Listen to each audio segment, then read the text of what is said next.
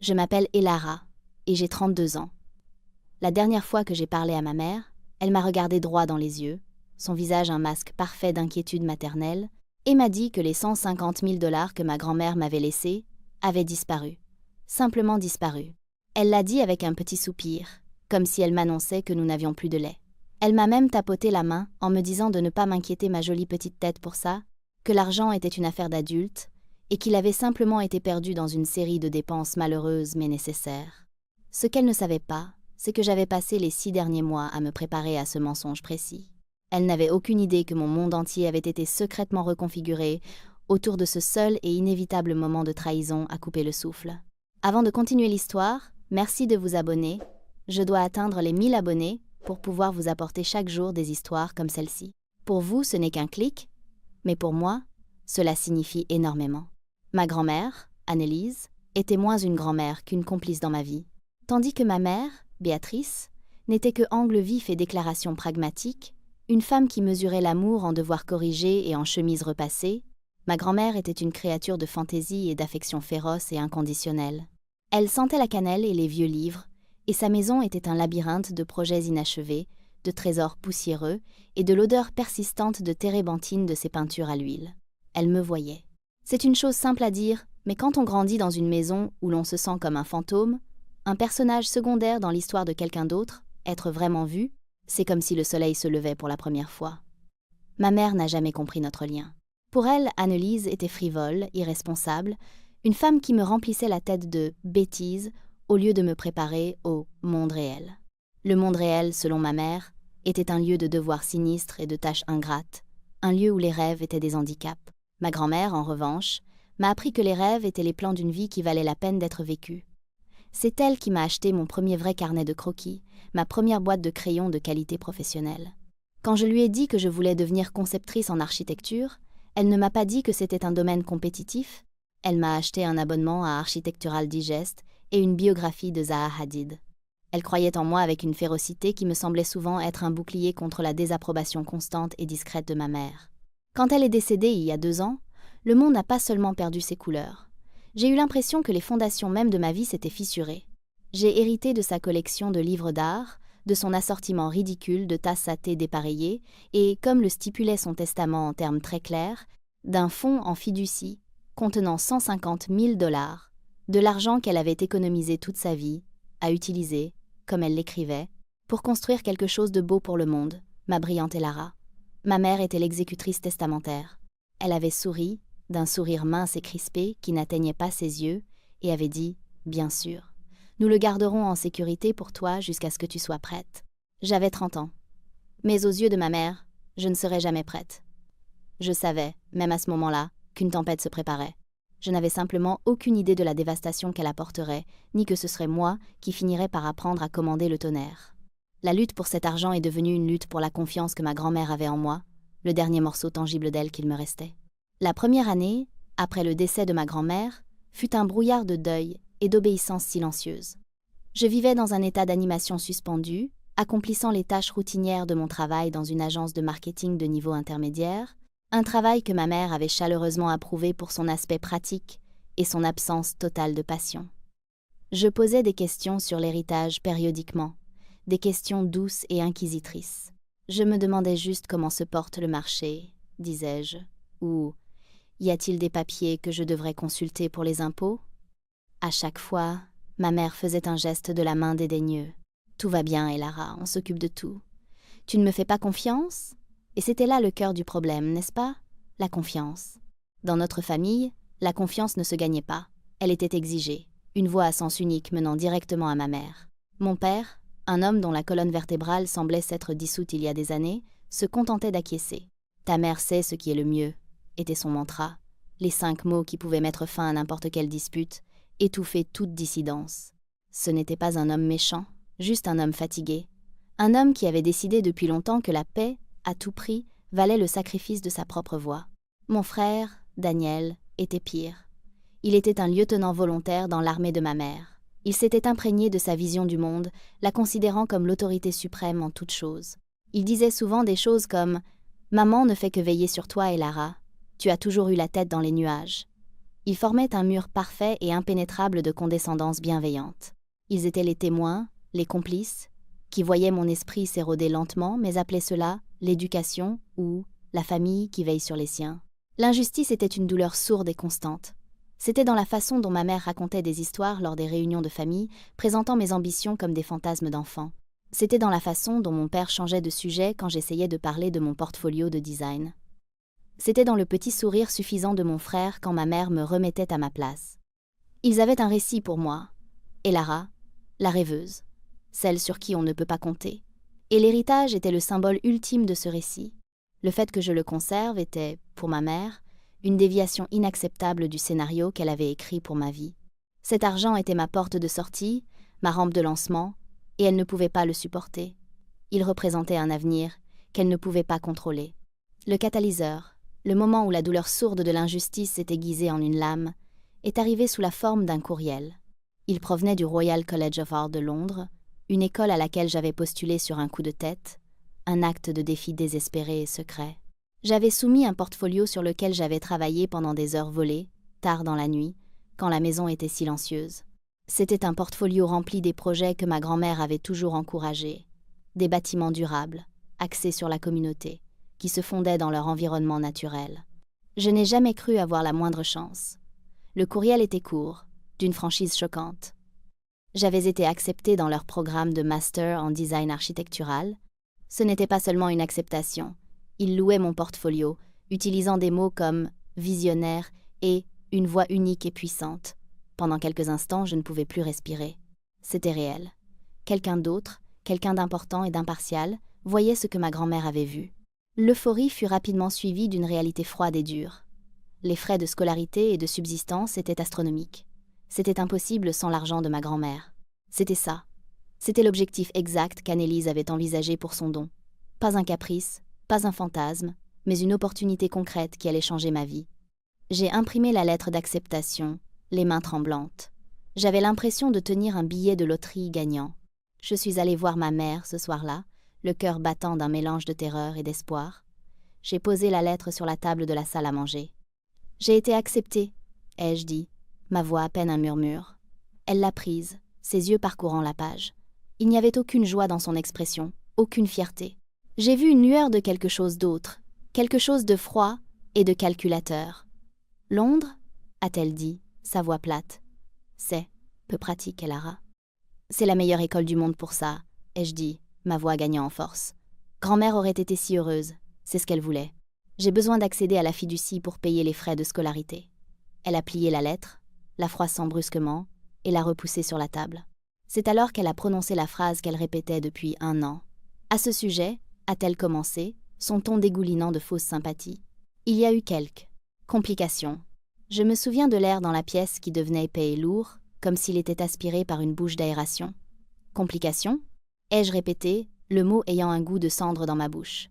Ma mère s'est lancée dans une performance digne d'un prix. Son visage s'est adouci en un masque de regret, ses épaules se sont affaissées. Elle a parlé du marché volatile, d'une opportunité d'investissement à ne pas manquer, recommandée par un de ses amis, expert financier. C'était censé doubler l'argent, a-t-elle expliqué, sa voix empreinte de chagrin. Elle voulait me constituer un pécule encore plus important. Mais l'investissement s'était effondré, victime d'événements mondiaux imprévus.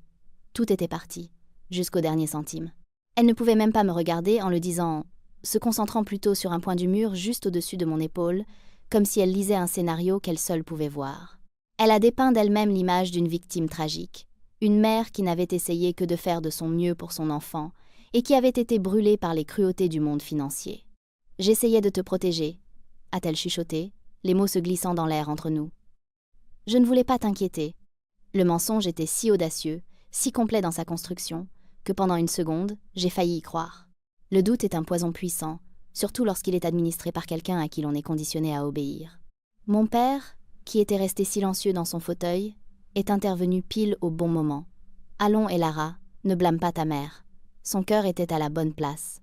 Mon frère, Daniel, qui était entré pour prendre une bière dans le frigo, a juste secoué la tête. « Tu vois ? C'est pour ça que tu ne peux pas gérer ce genre de choses, » a-t-il dit, non pas avec méchanceté, mais avec une croyance authentique et exaspérante en mon incompétence. « Heureusement que maman essayait de le faire fructifier pour toi. » C'était une leçon de maître en matière de gaslighting. Il serrait les rangs, créant un front uni de déviations douces et condescendantes. Il me disait non seulement que l'argent avait disparu, mais que c'était en quelque sorte de ma faute d'être le genre de personne qui avait besoin d'être protégée. J'ai senti mon monde entier basculer sur son axe. La lettre d'acceptation sur la table m'a soudain semblé être une blague cruelle. Le rêve n'était pas seulement reporté. Il avait été assassiné, et les tueurs m'offraient leurs condoléances. Quelque chose en moi ne s'est pas seulement brisé cette nuit-là, cela s'est clarifié. Le brouillard de chagrin et de conformité s'est dissipé, et ce qui restait était froid, dur et tranchant. Toute ma vie, j'avais joué le rôle qui m'était assigné, la fille dévouée et un peu écervelée. J'avais fui les conflits, choisissant toujours le chemin de la moindre résistance pour maintenir la paix fragile de notre famille. J'avais absorbé les insultes, la condescendance, les rejets désinvoltes, parce que je pensais que c'était le prix à payer. Mais alors que ma mère tissait sa toile de mensonges, que mon père et mon frère hochaient la tête comme des marionnettes, j'ai réalisé que la paix était une illusion. Ce n'était jamais la paix, c'était de la répression. Et le prix n'était pas seulement ma dignité, c'était mon avenir. J'ai regardé le visage de ma mère, son front plissé dans une performance de profonde tristesse, et je n'ai ressenti qu'un calme glacial. L'amour, la peur, le besoin désespéré de son approbation, tout a disparu. À la place, il y avait une rage silencieuse et profonde, mais ce n'était pas une rage brûlante et hurlante. C'était une fureur froide et calculatrice. J'ai compris à ce moment-là que je ne pouvais pas gagner en jouant leur jeu. Une explosion émotionnelle ne ferait que confirmer leur image de moi comme la fille hystérique et instable. Je ne pouvais pas les affronter de front avec des accusations qu'ils nieraient à l'unisson. Je devais devenir quelqu'un qu'ils ne pouvaient pas imaginer. Je devais devenir une stratège. J'ai baissé les yeux sur la lettre, puis je les ai relevés vers ma mère. J'ai laissé une seule larme couler sur ma joue, un dernier et brillant acte de comédie dans mon ancien rôle. « D'accord, maman », ai-je murmuré, ma voix tremblant d'une dévastation fabriquée. « Je comprends. » J'ai vu le soulagement envahir son visage. Elle avait gagné. Elle avait neutralisé la menace. J'étais maîtrisée. Elle m'a serrée dans une étreinte qui m'a fait l'effet d'être enveloppée dans de la glace. « C'est pour le mieux », a-t-elle murmuré dans mes cheveux. Ce rêve de Londres n'était qu'une fantaisie stupide de toute façon. Je suis montée dans ma chambre cette nuit-là, j'ai fermé la porte, et pour la première fois de ma vie, je me suis sentie vraiment, totalement seule. Mais ce n'était pas une solitude effrayante, c'était la solitude d'un général à la veille d'une bataille. La première chose que j'ai faite a été d'envoyer un courriel au Royal College of Art, acceptant leur offre. Puis j'ai ouvert une nouvelle fenêtre de navigateur et j'ai commencé à chercher la seule chose que ma mère ne verrait jamais venir, un très bon avocat. La guerre avait commencé. Le nom que j'ai trouvé appartenait à un homme que je n'avais pas vu depuis plus de 10 ans, mon cousin Alex. Il était le fils de la sœur de ma mère, et nos mères s'étaient brouillées des années auparavant pour une broutille qui s'était envenimée jusqu'à une rupture permanente. Alex avait toujours été différent. Il était vif, incisif et avait une faible tolérance pour le genre de manipulation émotionnelle dans laquelle ma mère excellait. Il avait fait des études de droit et était devenu un expert comptable judiciaire, devenu avocat plaidant, un métier qui sonnait comme un cauchemar pour la plupart des gens, mais qui pour moi, à ce moment-là, sonnait comme le salut. Il était l'opposé polaire de la mentalité « ne pas faire de vagues » de ma famille. Alex ne se contentait pas de faire des vagues, il créait des raz-de-marée. J'ai trouvé son cabinet en ligne et envoyé un courriel vague demandant une consultation sur une affaire financière familiale. Il a répondu en moins d'1 heure, sa réponse professionnelle mais teintée d'une pointe de curiosité. Nous nous sommes rencontrés le lendemain dans un café loin de mon quartier. Le voir fut un choc. Il était plus âgé, bien sûr, avec une confiance qui semblait rayonner de lui, mais ses yeux étaient les mêmes, incroyablement intelligents et ne manquant rien. J'ai exposé toute l'histoire, du testament de ma grand-mère au compte fabriqué par ma mère sur un investissement raté. Je m'attendais à du scepticisme, ou au moins à une saine dose de prudence juridique. Au lieu de cela, il a simplement écouté, son regard fixé sur le mien, hochant lentement la tête. Quand j'ai eu fini, il a pris une lente gorgée de son café. « Laisse-moi voir si j'ai bien compris », a-t-il dit, sa voix calme et égale. « Ta grand-mère, qui t'adorait, t'a laissé un héritage important dans une fiducie. Ta mère, qui était l'exécutrice testamentaire et a un passif de comportement contrôlant, prétend maintenant que la totalité de la somme a disparu dans un seul mauvais investissement, n'a aucune documentation pour le prouver et te dit que c'est pour ton propre bien. » J'ai hoché la tête, sentant une boule se former dans ma gorge. Oui, il s'est adossé à sa chaise. Et Lara, dans mon métier, nous avons un terme technique pour une histoire comme celle-là. Il a fait une pause, laissant le silence flotter dans l'air. Nous qualifions ça de foutaise. Le soulagement qui m'a envahi était si intense que je l'ai ressenti comme une vague physique. C'était la validation dont j'avais été privée toute ma vie. Il n'était pas seulement un allié, il était un expert confirmant ma santé mentale. Il me croyait, inconditionnellement. Elle t'a sous-estimé, a dit Alex, un léger sourire prédateur aux lèvres. Et elle a vraiment sous-estimé ta grand-mère. Annelise n'était pas une idiote. Je te garantis que la façon dont elle a mis en place cette fiducie a du mordant.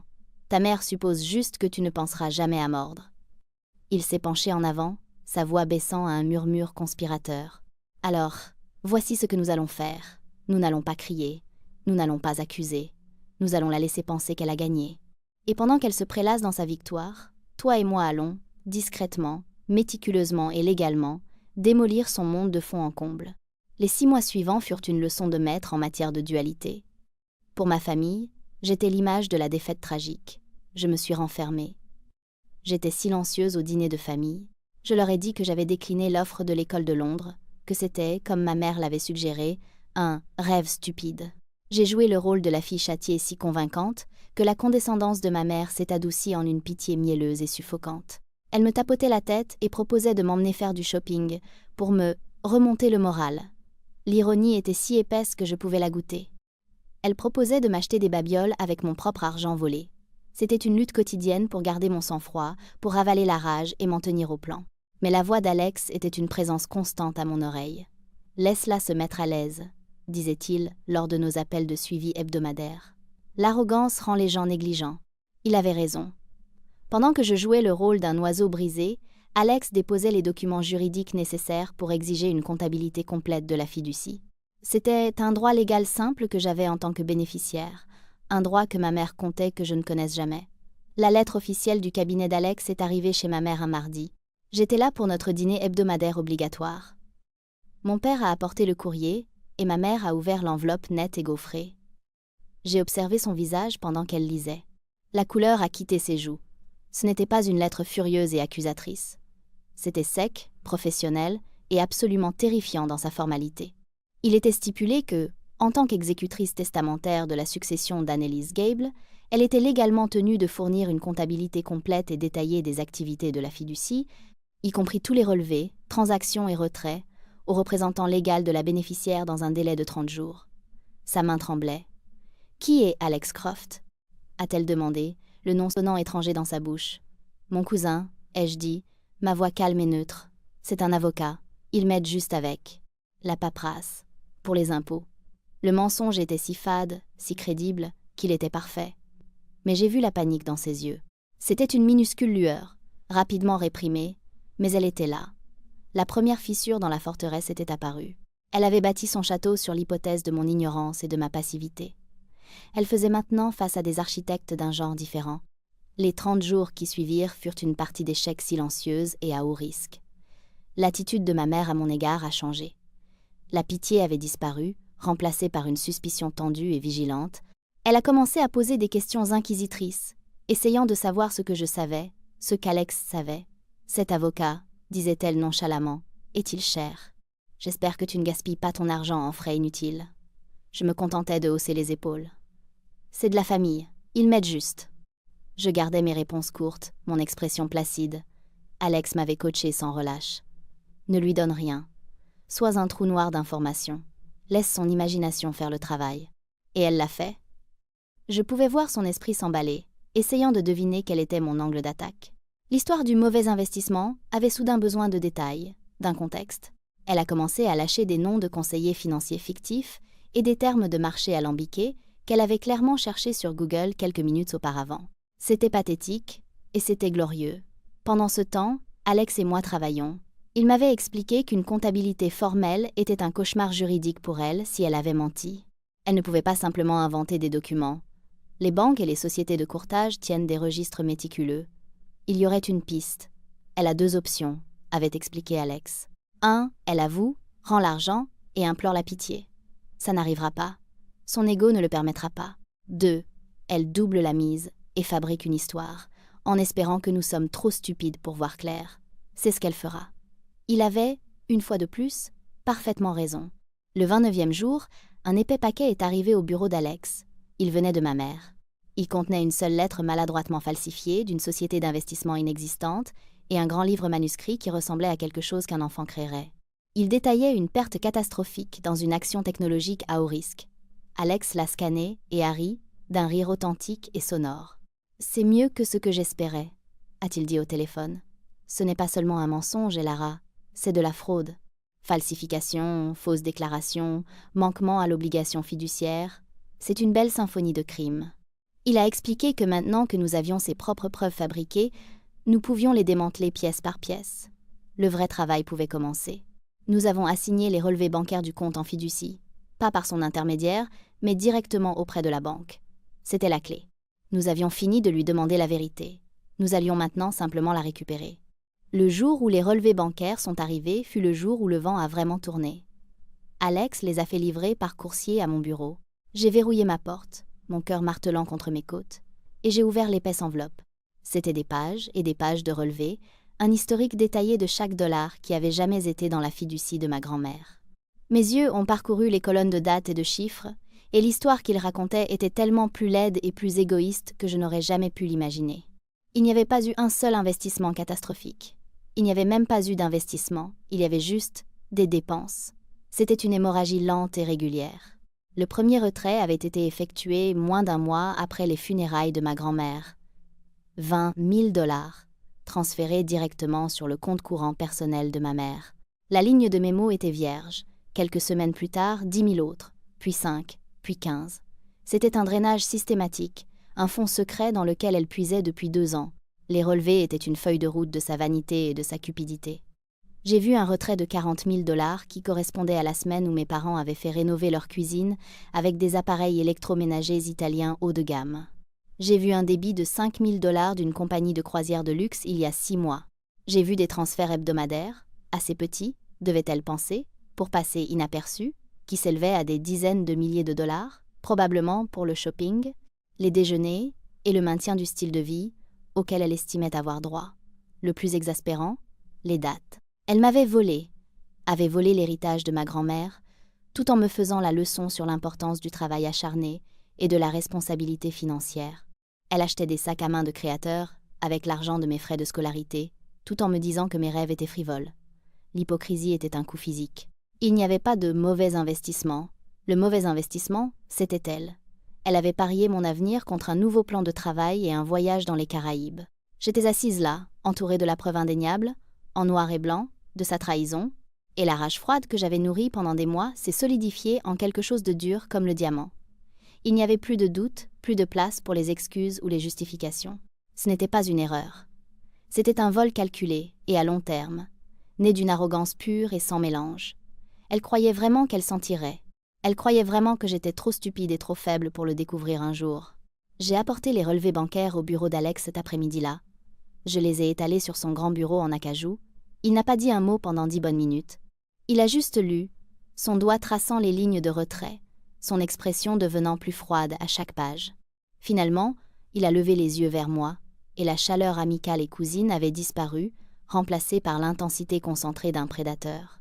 Elle n'a même pas essayé de le cacher, a-t-il dit, sa voix un grondement sourd. Des transferts directs. Pas de société, écran, pas de superposition compliquée.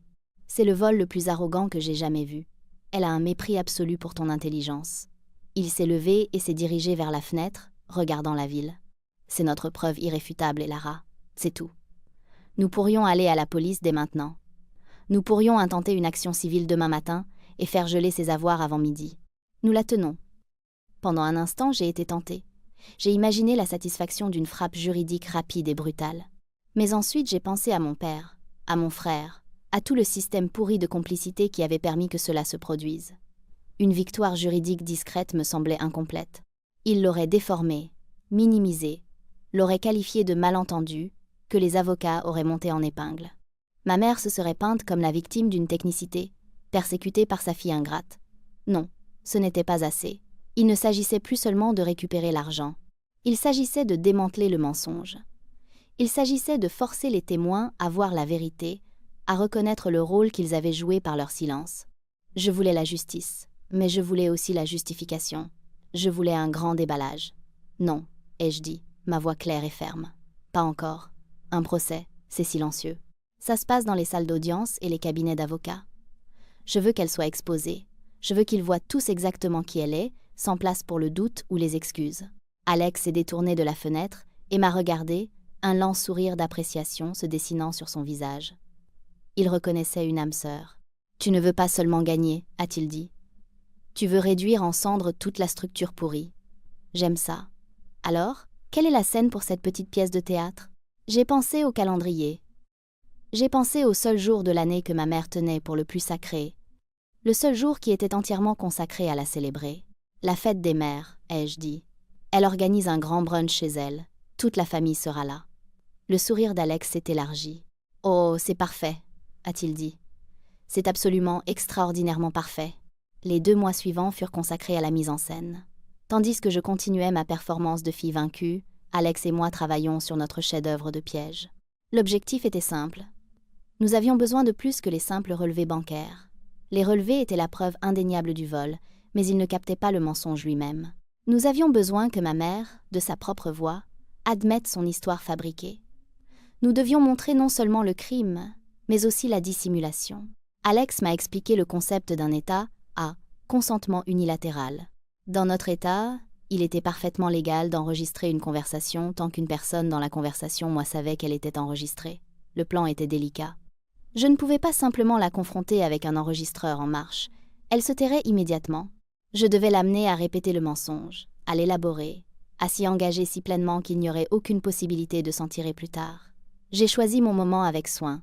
C'était une semaine avant le brunch de la fête des mères. Je suis allée chez elle sous le prétexte d'avoir besoin de son aide pour quelque chose de trivial, choisir une couleur de peinture pour mon appartement. J'ai apporté des nuanciers, un prétexte fragile pour une longue conversation sinueuse. J'ai attendu que nous soyons assises dans sa cuisine fraîchement rénovée, la cuisine même que mon argent avait payée. J'ai laissé la conversation dériver, puis, avec un soupir, j'ai abordé l'héritage, perdu. « Tu sais, maman, ai-je commencé, ma voix pleine d'une tristesse étudiée, j'ai beaucoup pensé à l'argent. Je sais que tu te sens très mal à ce sujet, mais peut-être que si je comprenais mieux l'investissement, cela m'aiderait à tourner la page. » Je nourrissais son ego, la positionnant comme l'experte, celle qui détenait le savoir dont j'avais besoin. C'était un appât irrésistible.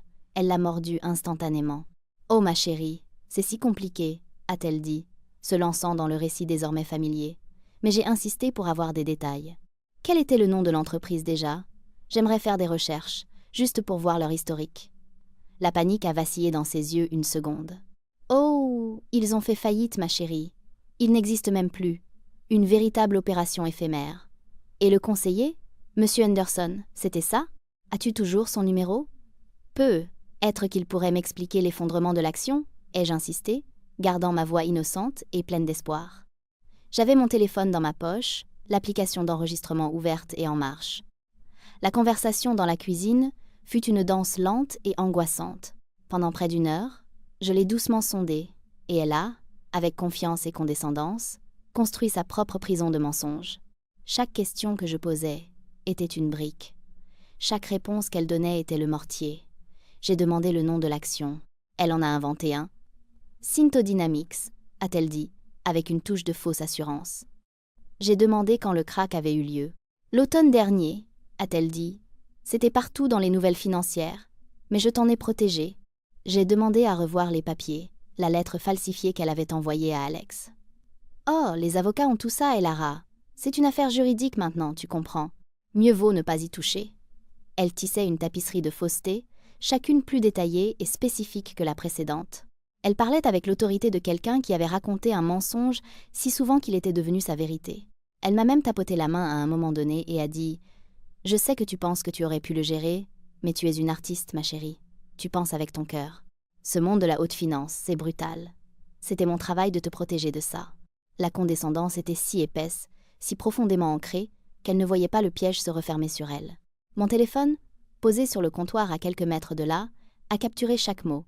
Le nom de la fausse entreprise, la chronologie du crash inexistant, le nom du conseiller imaginaire et, plus important encore, ces affirmations répétées que tout l'argent avait été perdu dans ce seul et désastreux investissement. C'était le complément parfait au relevé bancaire. Les relevés montraient ce qui s'était réellement passé. L'enregistrement montrait ce qu'elle prétendait s'être passé. Juxtaposés, Il constituait un acte d'accusation irréfutable non seulement de son vol, mais aussi de son caractère. Quand j'ai finalement quitté sa maison ce jour-là, mes mains tremblaient, mais pas de peur. C'était de la puissance pure et vibrante de ce que je venais d'accomplir. Je me suis dirigée vers ma voiture, je suis montée, et j'ai réécouté les dernières minutes de l'enregistrement. Sa voix a rempli ma voiture, si claire, si confiante dans sa tromperie.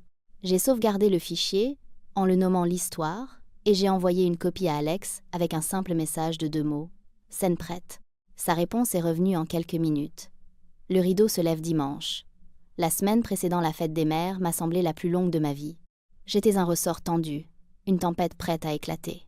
La fête des mères est arrivée, un matin ensoleillé et lumineux, qui semblait une moquerie cruelle de la tempête que j'étais sur le point de déchaîner. Ma mère était dans son élément, la reine des abeilles dans sa ruche fraîchement rénovée. La maison embaumait les fleurs chères et résonnait des flatteries de mon père et de mon frère à son égard. Il lui avait acheté une nouvelle montre ridiculement chère, qu'elle portait avec une ostentation théâtrale. Mon frère, Daniel, apportait un petit toast sycophante sur le fait qu'elle était le roc de la famille, celle qui savait toujours ce qui était le mieux pour tout le monde. C'était nauséabond. Je les regardais, ses complices, et je ressentais un profond sentiment de pitié et de dégoût. Leur confort était bâti sur les fondations de mon silence, de ma soumission. Aujourd'hui, les fondations allaient se fissurer. J'ai joué mon rôle, apportant un modeste bouquet de tulipes et un petit cadeau emballé, un livre sur l'architecture paysagère, un dernier clin d'œil ironique au rêve qu'elle avait tenté de tuer. J'étais silencieuse, réservée, la laissant se prélasser dans l'éclat de sa journée. Le brunch était une affaire élaborée, dressée sur le nouveau comptoir en quartz que j'avais payé. Alors que tout le monde s'asseyait pour manger, ma mère, portée par l'attention et le champagne, s'est tournée vers moi. « Et Lara, ma chérie » a-t-elle dit, sa voix assez forte pour que tout le monde l'entende, « je suis si contente de te voir un peu plus radieuse. Je sais que tu as été déçue par cette stupide école de Londres, mais honnêtement, c'est pour le mieux. Ta place est ici, en famille. » Elle a souri de ce sourire suffisant et satisfait. C'était le moment. Le moment que j'attendais. Un calme étrange, surnaturel, s'est installé en moi. La rage avait disparu, remplacée par une précision chirurgicale. J'ai pris une lente gorgée d'eau. « Tu sais, maman, » ai-je dit, ma voix égale et claire, tranchant avec le bavardage léger. « J'ai beaucoup réfléchi à ça, et j'en suis venue à réaliser que tu as raison. Il est important d'être honnête sur les choses, surtout en famille. » J'ai regardé autour de la table, croisant le regard de mon père, de Daniel, de ma tante et de mon oncle qui étaient aussi là.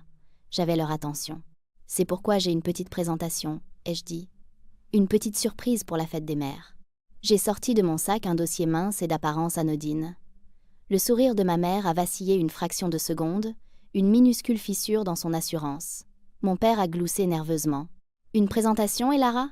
Qu'est-ce que c'est ? Une réunion de conseil d'administration ? » « Quelque chose comme ça, » ai-je répondu, ma voix inébranlable. J'aimerais l'appeler un conte de 2 héritages. Le premier est une œuvre de fiction. J'ai regardé directement ma mère. C'est l'histoire que tu m'as racontée.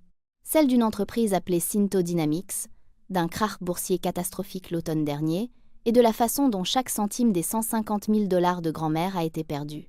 J'ai laissé le chiffre flotter dans l'air. Ma tante a eu un hoquet. Mon père et mon frère ont échangé un regard confus. On leur avait raconté une version plus vague et moins détaillée du mensonge. Le visage de ma mère s'était figé. « Elara, ce n'est ni le moment ni l'endroit », a-t-elle dit, sa voix basse et menaçante. « Oh, je pense que c'est le moment et l'endroit parfait », ai-je dit, ma voix toujours légère et conversationnelle. « Parce qu'une bonne histoire a besoin de preuves, n'est-ce pas ? Et je tais-toi, la racontant si magnifiquement, avec tes propres mots. » J'ai sorti mon téléphone, l'ai posé sur la table, et j'ai appuyé sur lecture. Sa voix a rempli la pièce soudainement silencieuse. L'enregistrement de sa cuisine. C'était d'une clarté cristalline. Son explication de la fausse entreprise, la chronologie du crash, son ton condescendant, alors qu'elle expliquait pourquoi je ne pouvais pas comprendre le monde de la haute finance. À chaque mot, la couleur quittait davantage son visage. Elle ressemblait à une statue, figée dans un rictus d'horreur. La mâchoire de mon père pendait. Daniel regardait alternativement le téléphone, et sa mère, son expression suffisante, s'effritant en une confusion totale. Quand l'enregistrement s'est terminé, j'ai laissé le silence s'étirer pendant quelques secondes atroces. « Une histoire fascinante », ai-je dit doucement, pleine de détails. Très convaincante. Le seul problème, c'est que c'est un mensonge complet et absolu. J'ai ouvert le dossier.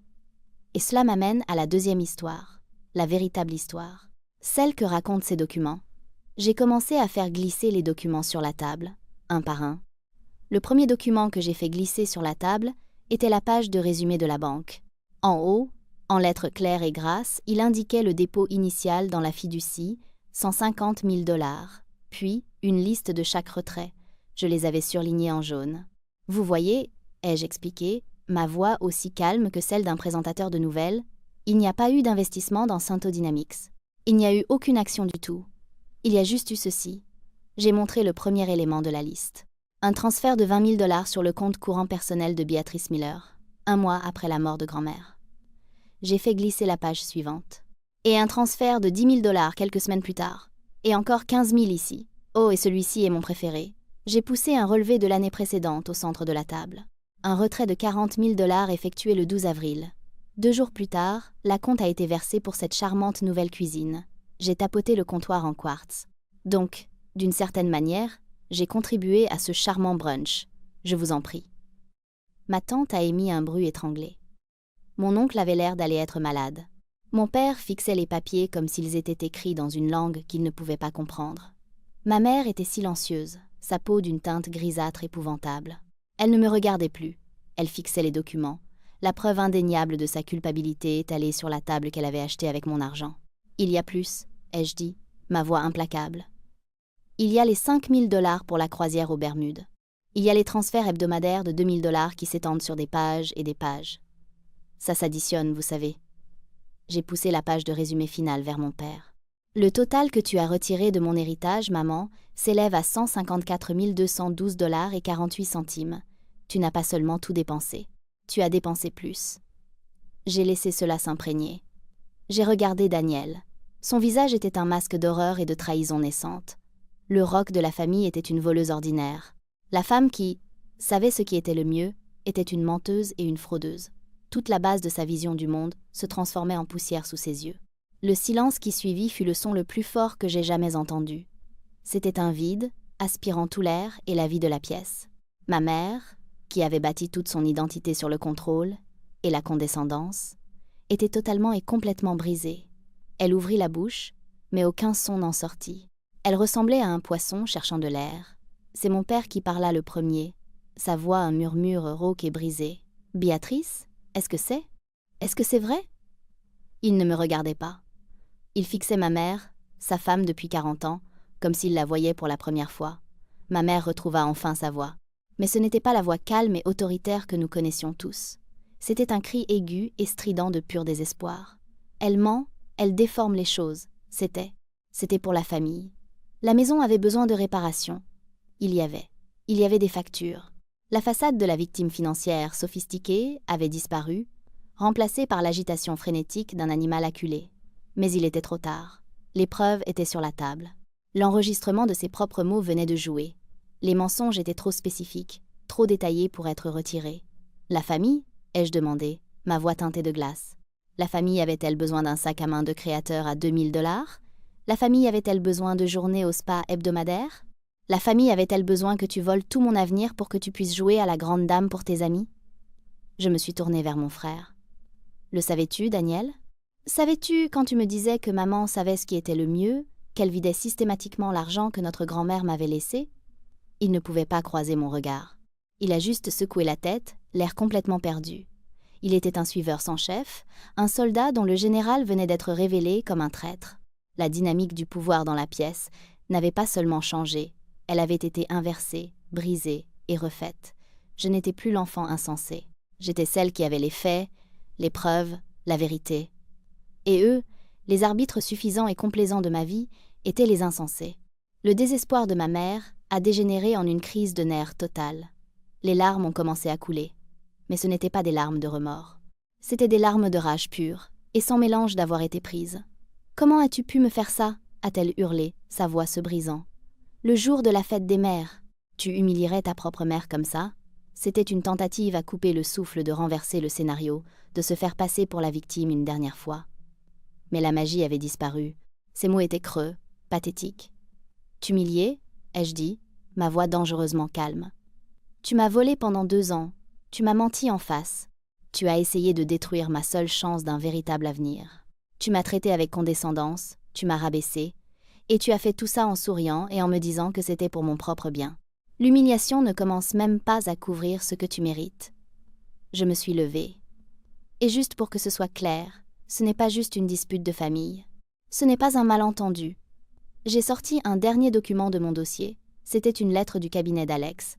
Ceci est une demande légale formelle pour le retour de la totalité des 154 212 $, plus les intérêts, plus les frais de justice. Elle expose également les accusations criminelles auxquelles vous faites face, y compris le vol qualifié et la fraude. J'ai placé la lettre doucement devant elle. Vous avez 2 semaines pour organiser la restitution complète. Si vous ne le faites pas, nous procéderons à des poursuites civiles et pénales. Nous avons les relevés bancaires. Nous avons les documents falsifiés que vous nous avez envoyés. Et nous avons un enregistrement de vous engageant dans le mensonge. Il n'y a aucune version de cette histoire où vous gagnez. J'ai regardé mon père et mon frère. Vous êtes restés là et vous l'avez laissé faire. Vous l'avez encouragé. Vous avez choisi son confort plutôt que mon avenir. C'est un choix avec lequel vous devrez tous les deux vivre. Je me suis retournée et j'ai marché vers la porte, laissant les décombres de ma famille assis dans un silence stupéfait autour de la table du brunch. En atteignant le couloir, j'ai entendu le dernier gémissement désespéré de ma mère. « Enfant ingrate, après tout ce que j'ai fait pour toi. » Je ne me suis pas retournée. J'ai juste fermé la porte derrière moi, étouffant le son de sa voix, et je suis sortie dans le soleil radieux et magnifique d'un tout nouveau jour. Les conséquences furent rapides et brutales, exactement comme Alex l'avait prédit. Ma mère, dépouillée de son pouvoir et de son autorité, s'est effondrée. Sa première réaction fut d'essayer de rallier les troupes, mais les troupes avaient déserté. Mon père, enfin sorti de sa torpeur de plusieurs décennies, était un homme brisé. Il ne pouvait pas la regarder, ne pouvait pas lui parler. La trahison était trop profonde. La femme qu'il avait défendue et à qui il s'était soumis toute sa vie d'adulte était une étrangère pour lui. Mon frère, Daniel, a eu une véritable crise de foi. Tout son système de croyances avait été construit autour de l'infaillibilité de ma mère. Confronté à la preuve froide et dure de sa tromperie, il s'est complètement retiré, refusant de prendre ses appels. Pour la première fois, ma mère était complètement et totalement seule, piégée dans la prison de sa propre fabrication. Elle n'avait pas d'alliés, pas de complices, et pas de récit derrière lequel se cacher. Face aux preuves indéniables et à la menace d'une peine de prison réelle, elle a capitulé. Il n'y avait pas d'autre choix. En une semaine, Alex était en négociation avec son nouvel avocat, très paniqué. La première offre était un plan de paiement partiel. Alex a ri et a raccroché le téléphone. La deuxième offre était un règlement pour un montant inférieur. Alex a renvoyé une photo de la lettre falsifiée qu'elle avait créée. Le message était clair. Nous ne négocions pas. Nous voulions chaque centime. Pour trouver l'argent, elle et mon père ont dû contracter une deuxième hypothèque massive sur leur maison, la maison même qu'elle avait été si fière de rénover avec mes fonds volés. L'ironie était exquise. Le symbole de son statut mal acquis est devenu la source de sa ruine financière. Dans le délai de 2 semaines, le montant total, plus les honoraires d'Alex et un montant calculé pour les intérêts, a été viré sur un nouveau compte en fiducie que je, et seulement moi, contrôlais. Il n'y a pas eu d'excuses. Il n'y a pas eu d'aveu de culpabilité envers moi. Juste un transfert de fonds froid et silencieux. Elle n'avait pas appris une leçon de morale, seulement une leçon de conséquence. Et pour moi, c'était plus que suffisant. Le silence de ma famille était assourdissant. C'était le silence de la honte, de la lâcheté et d'un monde renversé. Je n'ai pas tendu la main, je n'ai pas offert de rameaux d'olivier. Le pont n'avait pas seulement été brûlé, ses fondations avaient été salées et labourées. L'argent sécurisé, la première chose que j'ai faite fut d'appeler le Royal College of Art. J'ai expliqué la situation et demandé un report d'1 an, ce qu'ils m'ont volontiers accordé. J'avais besoin de temps. Non pas pour guérir, étrangement, mais pour construire. La rage avait rempli sa fonction. Elle avait alimenté le moteur de ma justification. Maintenant, il était temps pour un autre type de carburant, l'énergie calme et déterminée de la création. J'ai quitté mon travail de marketing abrutissant. Le jour où j'ai remis ma démission a été l'un des moments de joie les plus purs que j'ai jamais connus. J'ai passé les mois suivants non pas à concevoir des bâtiments, mais à concevoir ma vie. J'ai trouvé un petit appartement ensoleillé dans un quartier de la ville que j'avais toujours aimé, un endroit avec du caractère et de l'histoire. J'ai adopté un chien d'un refuge local, un terrier croisé débraillé que j'ai nommé Annelise, ou Annie en abrégé. Son affection constante et simple était un baume pour mon âme. J'ai commencé à renouer avec de vieux amis, des gens dont je m'étais éloignée, alors que j'étais submergée par la toxicité silencieuse de ma famille. J'ai pris des cours de poterie. J'ai fait de la randonnée. J'ai lu des livres pour le plaisir. non par obligation. Pour la première fois, je vivais une vie qui était entièrement la mienne, selon mes propres termes, financée par l'héritage de la seule personne qui avait toujours voulu cela pour moi. Ma relation avec Alex s'est solidifiée en une amitié profonde et durable. Il était plus un frère pour moi que Daniel ne l'avait jamais été. Nous dînions ensemble une fois par mois, et il se délectait des nouvelles, non seulement sur les retombées juridiques, mais aussi sur mon bonheur grandissant. « Tu sais, m'a-t-il dit une fois, c'était le cas le plus facile que j'ai jamais gagné, parce qu'il ne s'agissait jamais de la loi, il s'agissait de narration. Elle avait une histoire qu'elle pensait que tout le monde croirait. Tu en as juste écrit une meilleure. Et la tienne avait l'avantage supplémentaire d'être vraie. Il avait raison. J'avais passé ma vie en tant que personnage dans l'histoire de ma mère.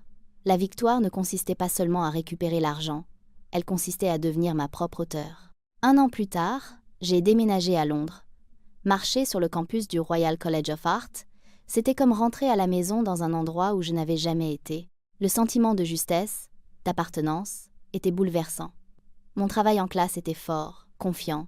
Les idées qui avaient été si longtemps réprimées se sont déversées. Je ne concevais plus avec une voix dans le fond de ma tête me disant que mes idées étaient stupides ou irréalisables. Je concevais à partir d'un lieu de force et de clarté. Je n'ai toujours pas parlé à ma mère, mon père ou mon frère. Je reçois une carte de mon père pour mon anniversaire, avec un court et triste « Je pense à toi ». Je n'ai jamais répondu. Ma tante m'envoie des courriels occasionnels et hésitants, me tenant au courant des nouvelles de la famille sur un ton détaché et journalistique. Ma mère, me dit-elle, est une figure diminuée. Elle quitte rarement la maison. Les amis qu'elle avait cultivés avec son style de vie somptueux se sont éloignés lorsque l'argent s'est tari. C'est une reine sans cour, une artiste sans public. Il n'y a aucune joie dans cette connaissance pour moi, aucune schadenfreude. Il y a seulement un sentiment calme et détaché d'équilibre cosmique. Elle ne s'en est pas sortie. Sa propre arrogance a été sa perte. Ma vie aujourd'hui est pleine. Elle est pleine de travail stimulant, d'amitié sincère, de la compagnie tranquille de mon chien et de la liberté d'être exactement qui je suis. Le cadeau de ma grand-mère n'était pas l'argent lui-même. C'était le catalyseur qui m'a forcé à revendiquer mon propre pouvoir. Elle m'a laissé une clé et, pendant des années, j'ai eu trop peur de l'utiliser. Mais quand je l'ai finalement fait, elle n'a pas seulement déverrouillé un compte en banque. Elle m'a déverrouillé moi. Parfois, il faut réduire en cendres la vie que l'on a pour construire la vie que l'on était destiné à vivre. Et, alors que je marche dans les rues de Londres, esquissant des idées pour des bâtiments qui un jour se dresseront, haut et beau, je sais, de chaque fibre de mon être, que je suis enfin en train de construire quelque chose de beau,